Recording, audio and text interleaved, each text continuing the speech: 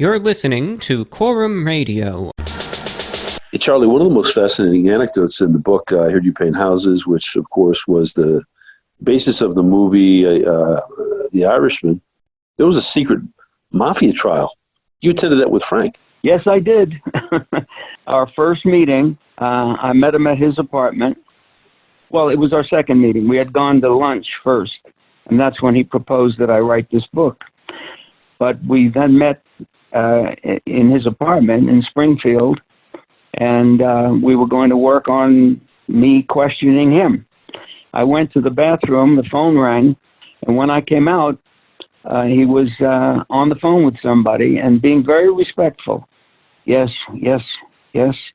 And it turned out that he had requested a trial in the mob world.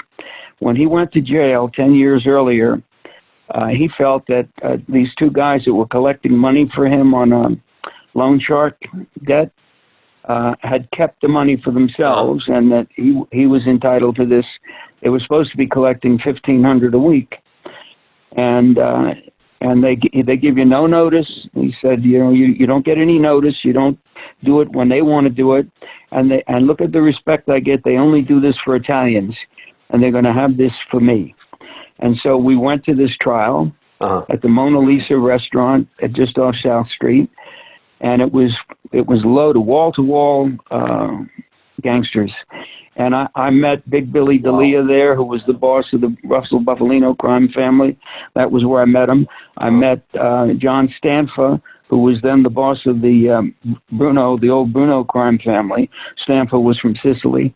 And when he was arrested on 5 murder charges and sent to Leavenworth, I have his Christmas card that he sent Frank. I still have Stampa's Christmas card.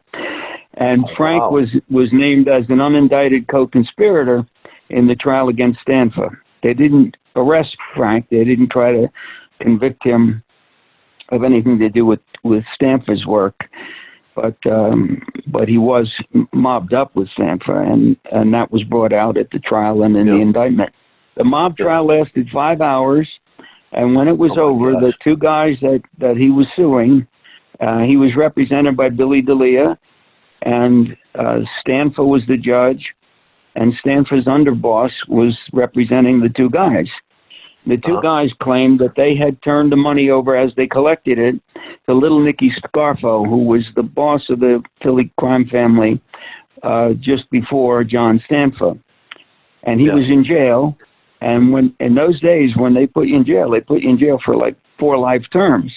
So Stanfa was waiting his turn, but at that moment, it was a little Nicky Scarfo that was in jail.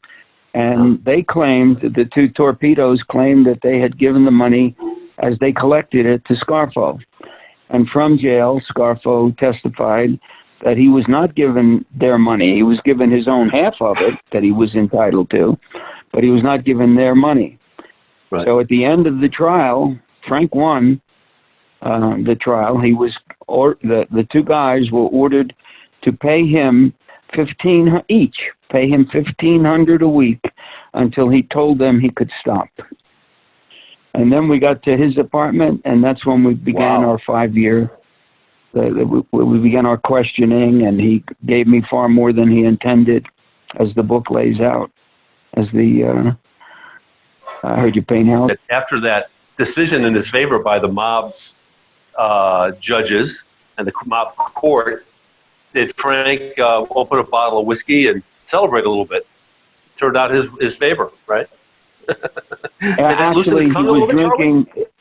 It did. He was, and I say it in the book. He was drinking wine, and that there's an old saying about "in vino veritas." In wine is the truth, and he was drinking at the meeting. And we didn't stop off afterwards. We just went to his apartment, and I picked up where I left off with him, which was I was about to start interrogating him, and I spent 5 more hours. That trial was 5 hours, with kibitzing and all that they do.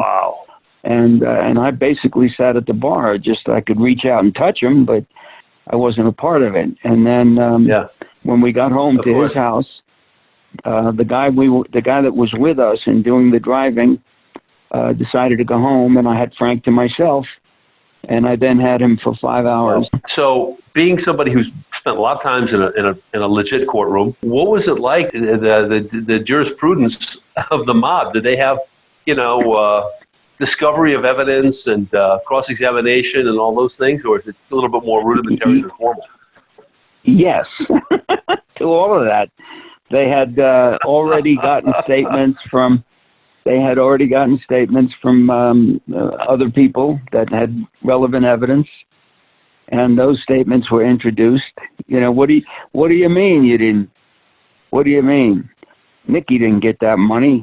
Yeah. He told somebody else that he never got it, and then some character witness would say, "Yeah, if Nicky got the money, he'd have turned it over." It was character evidence, Yeah. And they were cross-examined, Billy D'Elia cross-examined the two guys. He did a good job. The two guys that owed the money. And basically he was being a nice guy, saying, "You don't want this reputation. You don't want this reputation. You want this to be handled the right way, handled appropriately."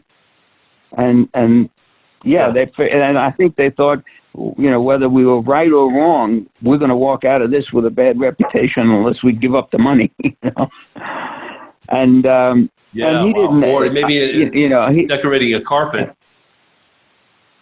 Yeah. So they knew, and he knew not to abuse them. Wow. That he was going to just take a certain amount and not be a pig.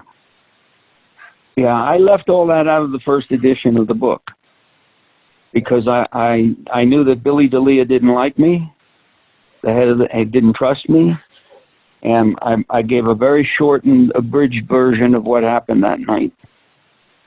And then later, when Billy went bad, so to speak, and became a government informant, government cooperating witness, then we did a reissue of the book. And added a conclusion chapter of 57 pages. This is a book that just grew and grew as more things came in that corroborated what Frank told me. And just one quick interjection. This is the book I Heard You Paint Houses. Yeah, that had the 57-page addendum of evidentiary material to basically rebut the naysayers of those who said, "Hey, it never happened." So, Charlie, so you're there with Frank Sheeran in the apartment,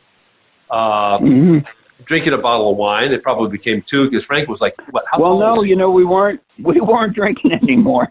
We got home, we got to the apartment, and he had toned down his drinking, although he had been known as an unbelievable drinker in his day. After he got out of jail, he had toned it down for a while.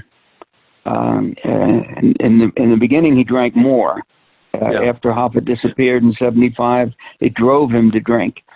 But after a while, he was afraid that if he fell, he was home alone and drinking and fell, he wouldn't be able to get up because of his arthritis. So as a function of his arthritis, his drinking lowered its volume because he was legendary for how much he could drink, especially, Joe Pistone will tell you,